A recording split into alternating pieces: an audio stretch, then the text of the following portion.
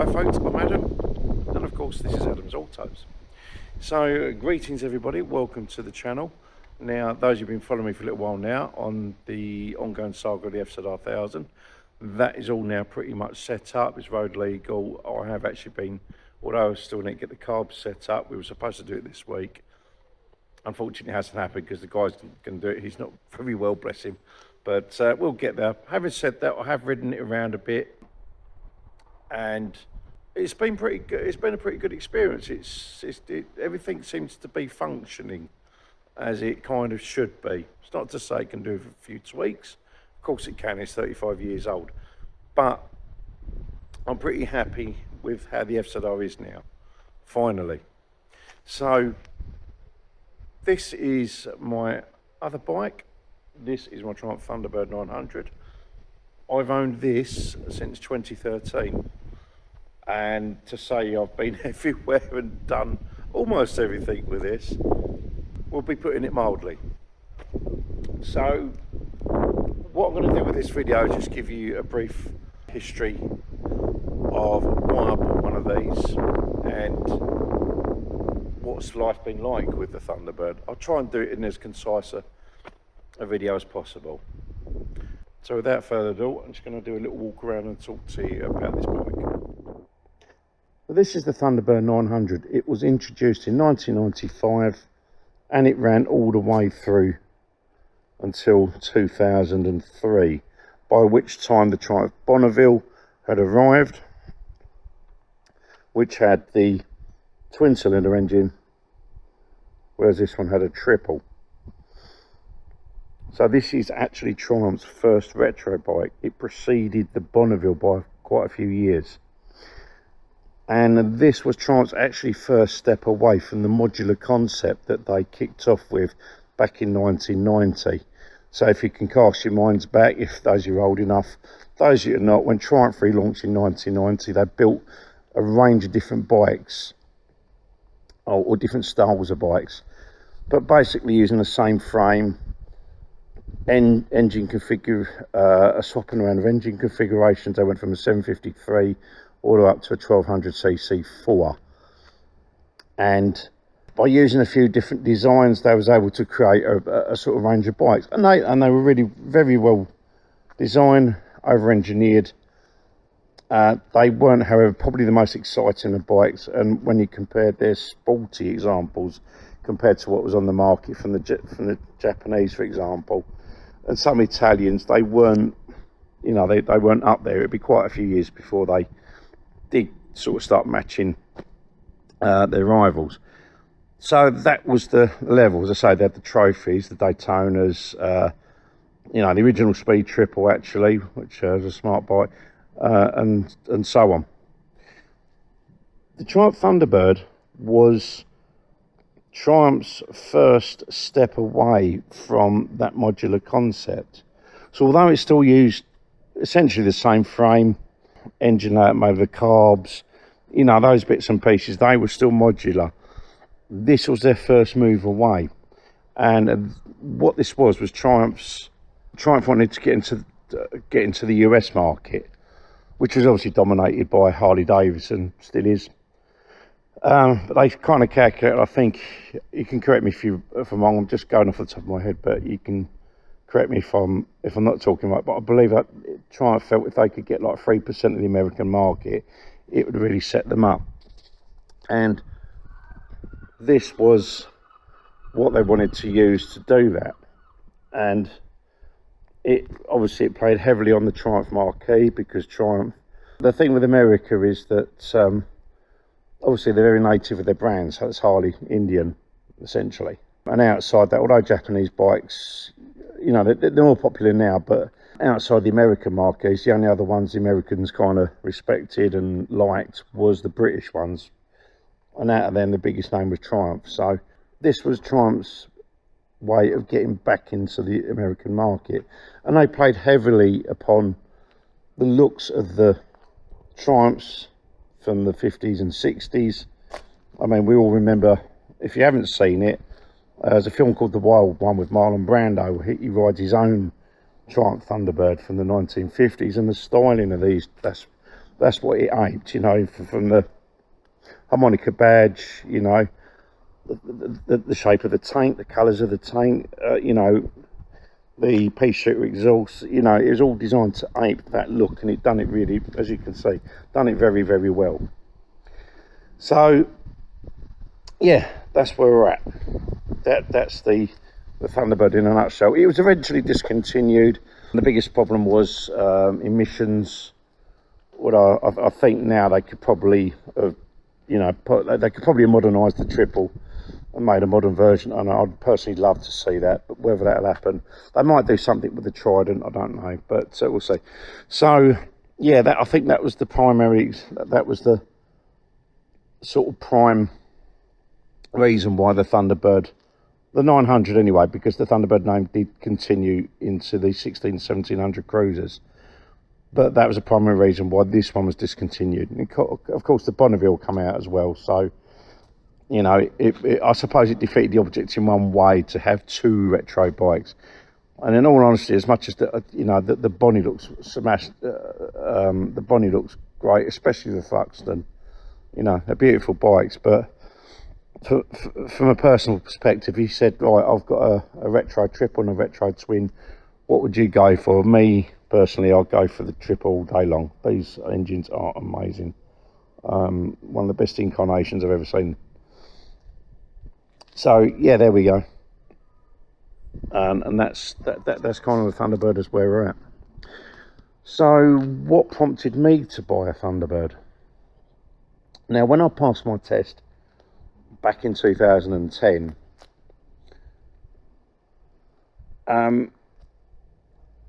I was sort of looking around. At that time, I wasn't bothered about sports bikes. I did get them, don't get me wrong, but it just wasn't, I wasn't really too bothered about them. The other thing is that when I passed my test, I was living out in a village in Kent, you know, it was right, you know, it was right out in the sticks, so the roads weren't in great condition, I was putting it mildly, you know, back when we were still getting snow, you know, all the mud that come off the tractors and that. And I thought, well, yeah, I'm going to rule out a sports bike immediately. Not that it was top of my list.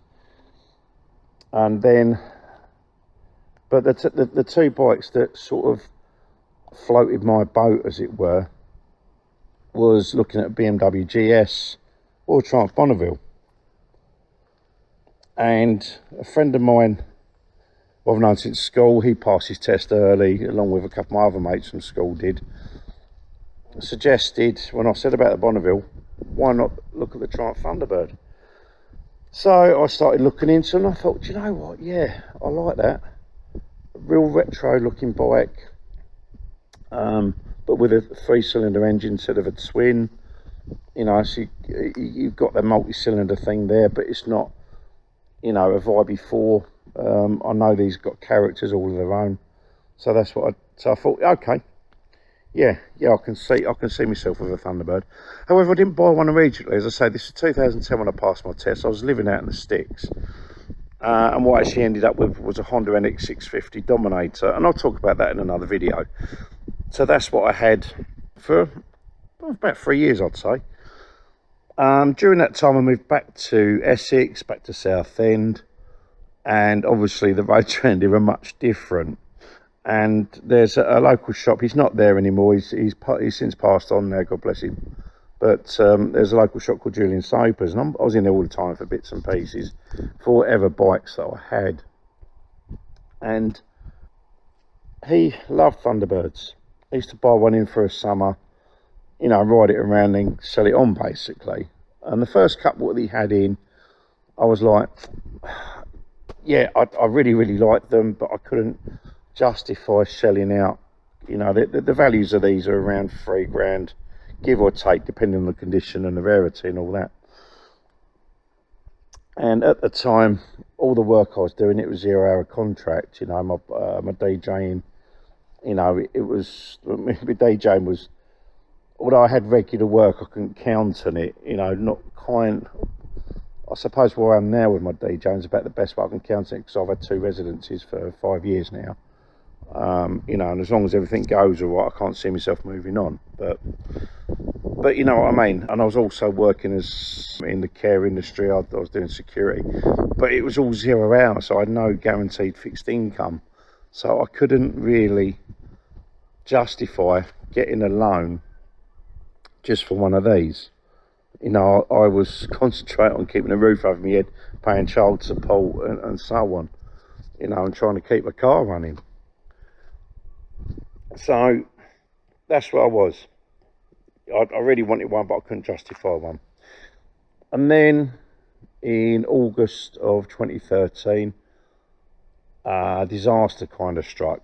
The NX650 that I had was stolen. I mean, the ironic thing was I was getting a couple of engine issues that I needed to sort out, but it was stolen before I could deal with it. So I don't know whether that was a bad thing or not. But so anyway, my NX650 got stolen. 2 weeks later, the Cavalier, I had an old Cavalier SRI 16 valve, one of the old red tops. I managed to write that off. So within 2 weeks, I've gone from having 2 modes of transport to nothing. So now I'm thinking, hell, I need transport. And whichever way I look at it, I'm going to need a loan. And so I thought, well, if I'm going to get a loan, I'm going to get one of these. So that's basically what I did. I think I got a £4 loan, £3 basically put on a bike, and then the other grand to sort a car out. And this, as I say, this is August. And I was up at Julian Soper's. I was getting bits. I think it was my TZR 250 that I had at the time. I was getting some odds and sods for that. And I jokingly said to Jules, I don't suppose you want to let this one go early, do you? And he went, how much? And I went, I knew the going rate was around £3, so that's what I offered. And he said, done. So I'm kind of thinking he might have paid a little bit less than that than I did.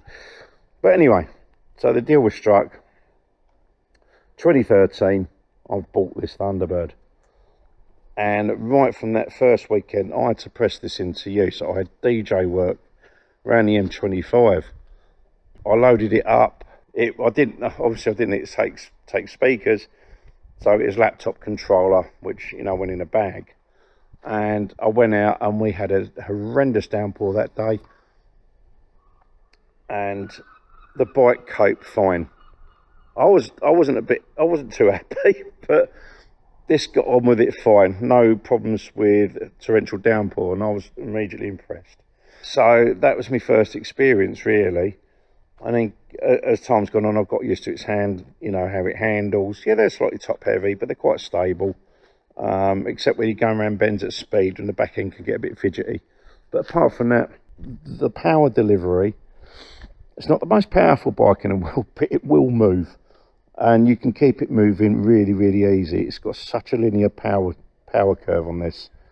It's what they say about the triples. You get a blend of V-twin torque and 4-cylinder top end. So you got a blend of that power delivery. Yeah, it is great. It's just such a good engine to get on with. So that's that. I'm not really modified it anyway, other than it's got Tor pipes, K&N filter. I tweaked up the carbs a little bit for the extra air. Yeah, and it just pulled really, really nicely.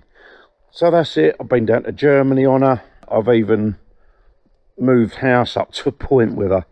I've got a picture on my Facebook somewhere of a top box strap, of a plastic box strap to this with my panniers all stuffed with bits when I moved. Yeah, it was just bonkers. So, yeah, so since 2013, I have put, she had 20,000 on the clock. It's now got 54,000, so it tells you how much it's been used. Unfortunately, in the last few years, she hasn't really moved much. And that is what I'll talk about in my next video, because on the next one, I've got a massive job to do with this. All I can say is between 2013 and a few years ago, this bike has been a picture of reliability. And the only reason I had an issue, it was a freak problem. And it's going to cause me some grief to sort out.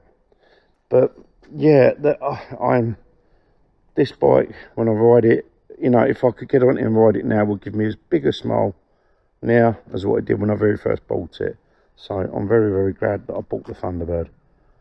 Just an amazing, amazing bike. And it was such a shame that Triumph discontinued them.